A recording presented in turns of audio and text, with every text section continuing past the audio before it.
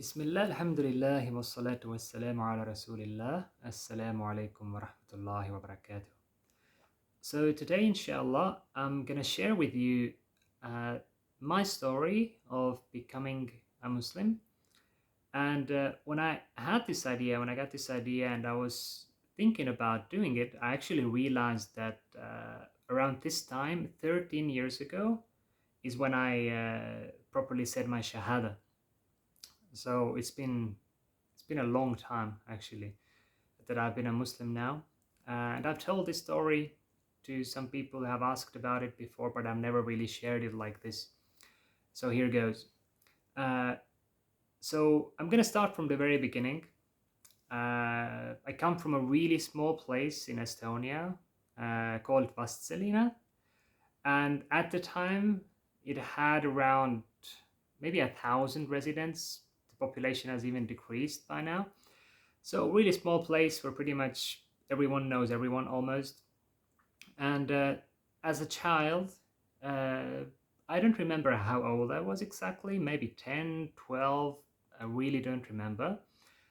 But what I do remember is that I started to kind of feel or believe or think that there is some higher power, something greater than us human beings, something or someone that controls this universe, this whole world. So I started to develop my belief in God somehow, uh, and probably because there's mostly, or there was even today, there is mostly, like, if you want to look into any religion in Estonia, mostly find information about Christianity, and partly because of that, I first started learning more about Christianity. I remember also getting a small like prophet stories book from my grandfather, who was actually the only religious person in my family. My parents, until this day, they are not religious, uh, and uh, and there was nobody really practicing any religion in my family except for my grandfather. So after reading that, after reading that book and reading maybe from some other sources also about Christianity, I started I started following Christianity.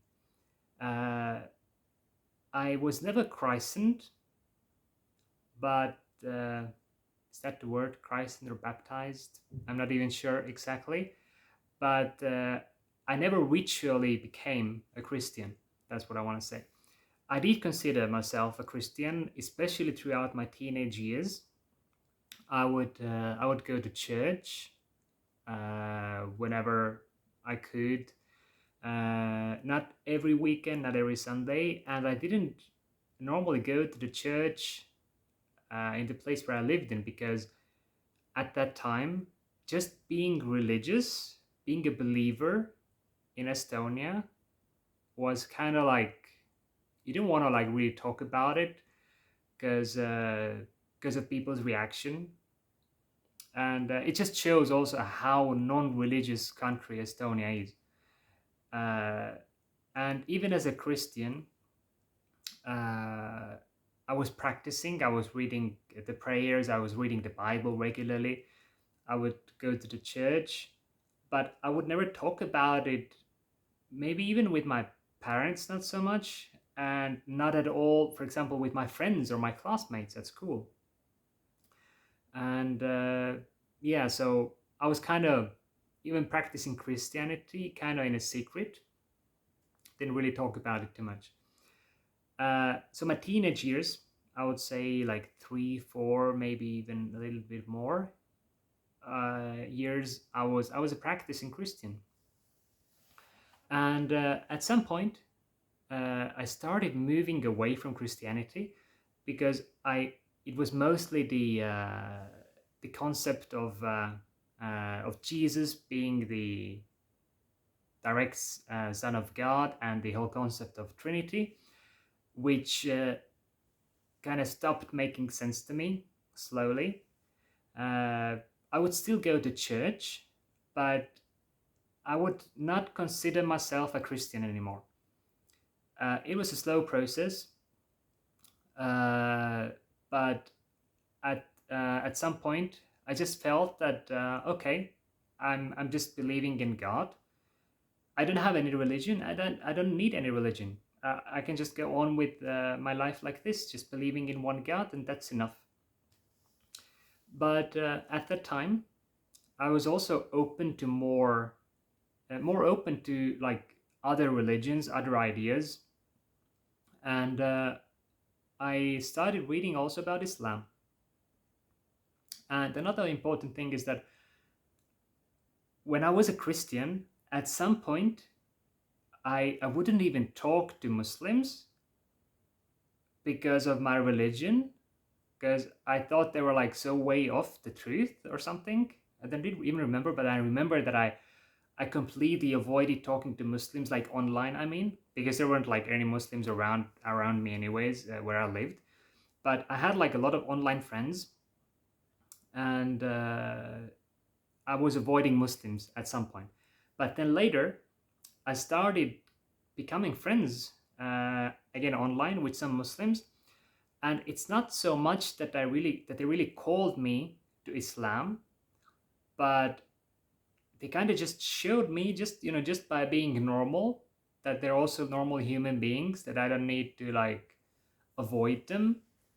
And I also started to kind of see the true image of Islam, uh, sometimes by what they told me, sometimes by their behavior, which was not the image that we in the West sometimes get from the media, from the TV, the news, etc., where you only mostly hear about, or at least at that time, you heard about like some terrorist attacks that were associated with Muslims, etc.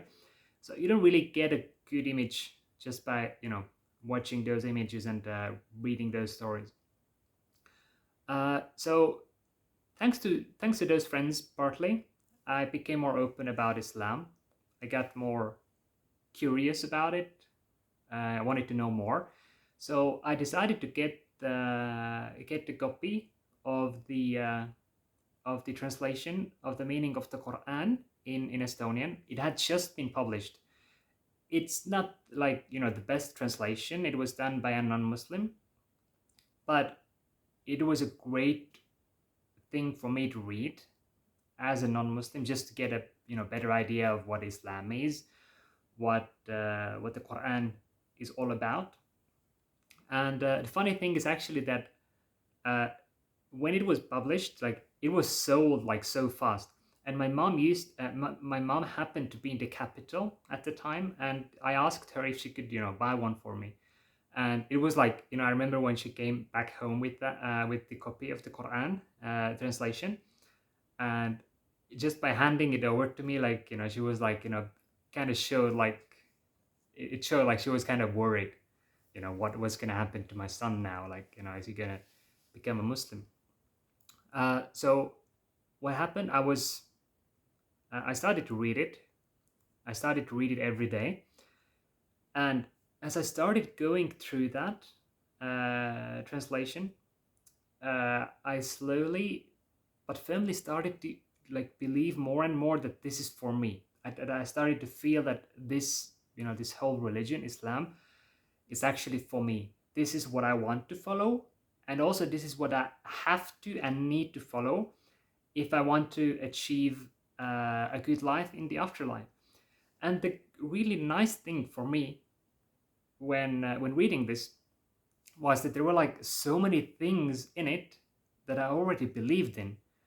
So when some people think that becoming a Muslim, like converting from Christianity to Islam, for example, is such a huge like change of direction in your life, but the truth is, like, for me it actually wasn't so big of a change of direction, at least with my beliefs and my understanding of the world.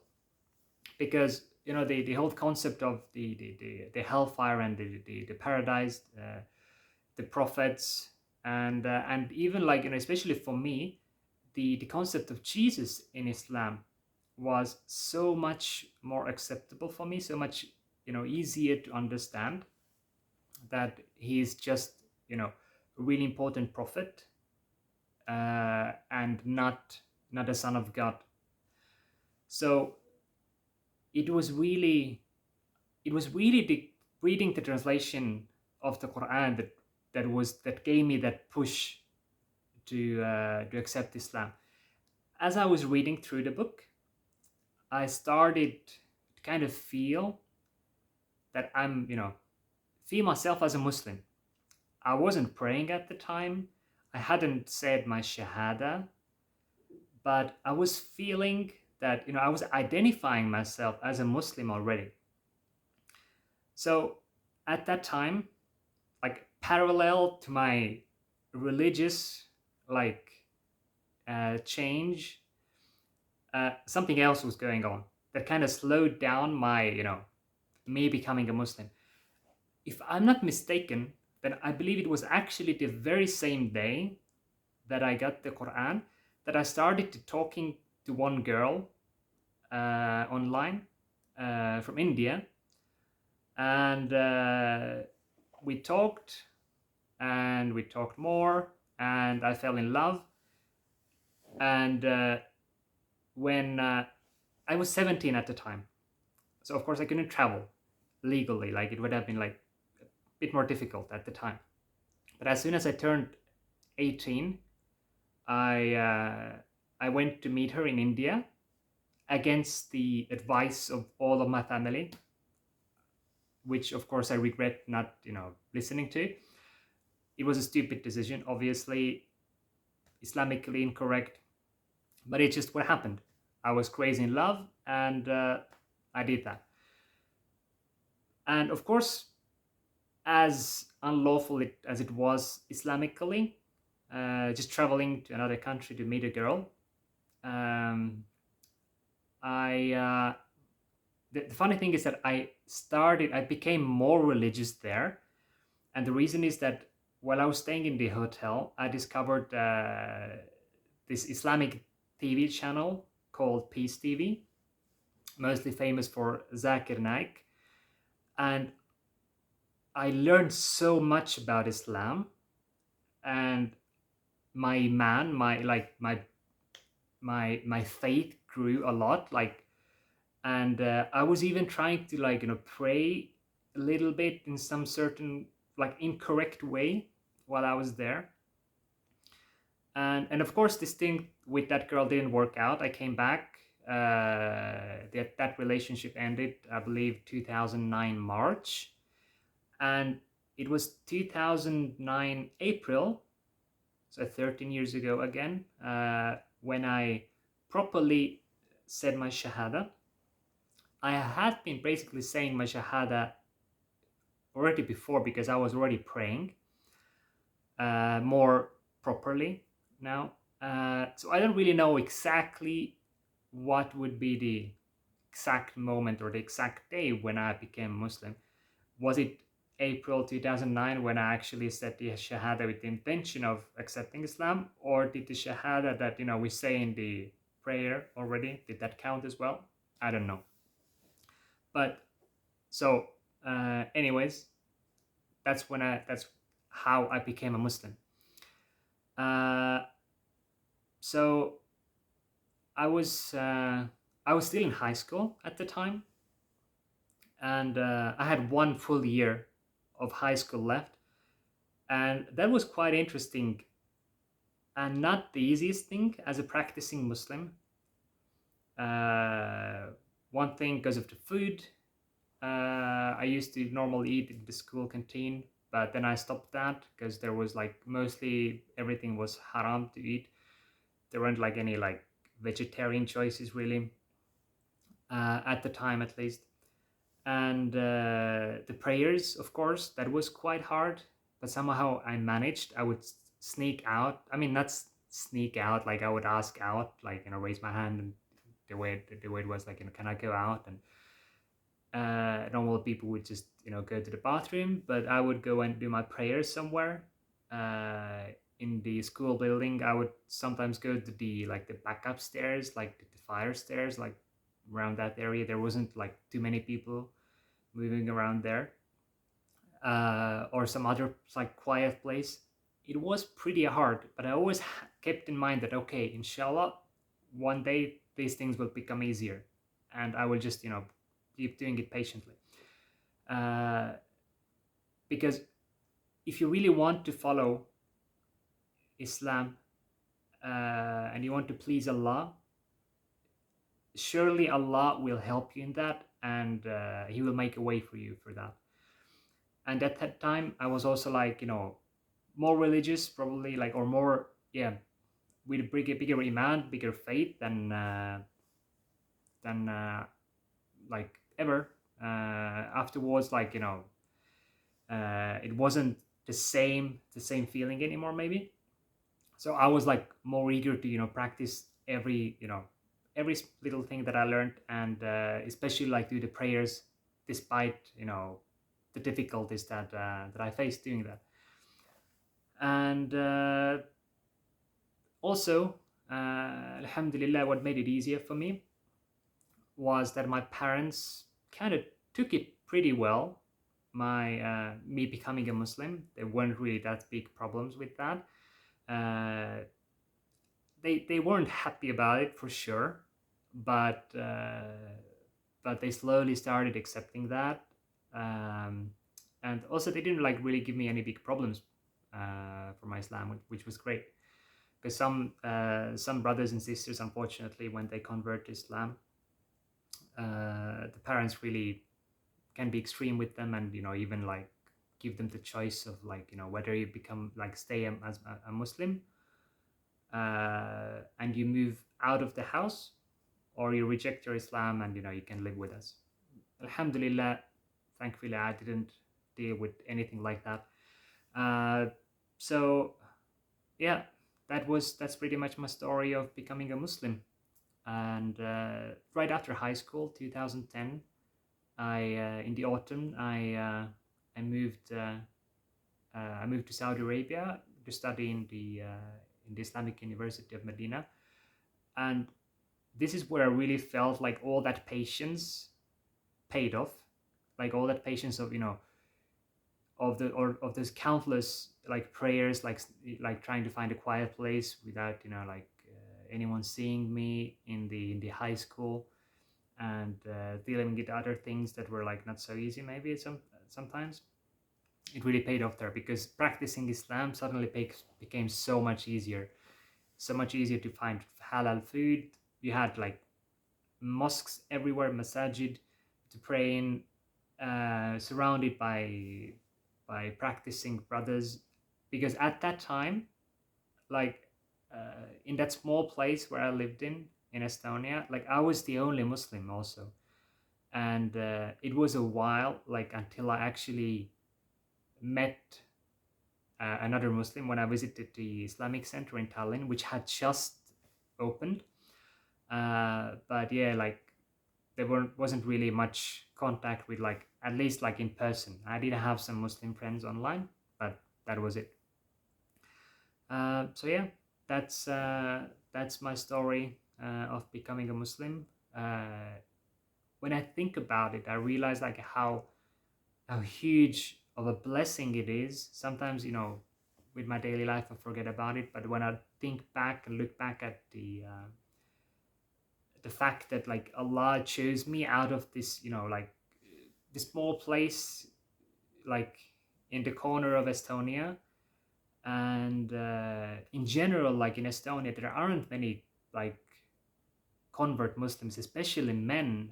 Are like there's maybe just like a few dozens of men that have converted to Islam, that have been blessed with Islam. So when I think about it, like it's such a huge blessing, and something like to be really really grateful for. Alhamdulillah, alhamdulillah. So that's it. I hope you like my story. Maybe there was something learn from it.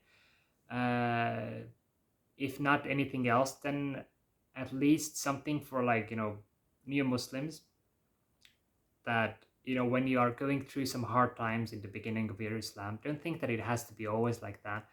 Things can get much easier, and always try to do that which is pleasing to Allah. If you have something to choose from, like, choose that which is more pleasing to Allah, which is more correct Islamically, and inshallah Allah will help you in whatever you choose. So yeah, that's it. May Allah bless you, and assalamu alaikum wa rahmatullahi wa barakatuh.